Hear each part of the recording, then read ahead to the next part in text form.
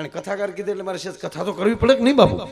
મારા સન્માનમાં કથાકાર બોલ્યા એ કે આજ હમણાં આજલા દિવસે કથાકાર બોલું છું તમને કહેવાય ગયું તો ચાલો હું ઘડીક કથા વાંચું.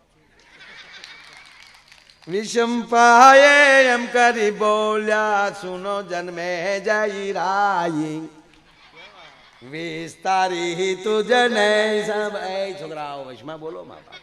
આવું બધું આવતો પેલા કથામાં. હવે તો આ કથા હોય કેવી આમ સ્વર્ગ જેવી થાય. નહીતર આ પેલા વડીલો કથા વાંચી પૂછો સાંભળવા વાળા તે ખોટકાઈ ગયેલા હોય આવ્યા હોય.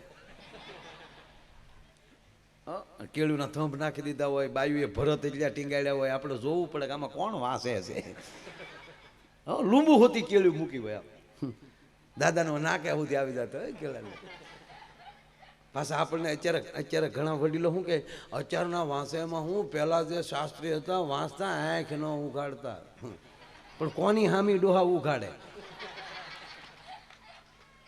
બોલવું કોની હામું? પછી આખું વિશે બોલ્યા કરે બિચારા જુદામાના બાળકોને જમવા માટે દૂધ નથી. તો ભાભલા શું કે નહીં હોય નાખો નાખો મોટી મોટી માંડવી નાખો નાખો. ઓલા સુદામાનું કે ગામના શાસ્ત્રીનું સમજે. હવે આવી તાણીઓમાં કથાઓ કરી હતી સાહેબ.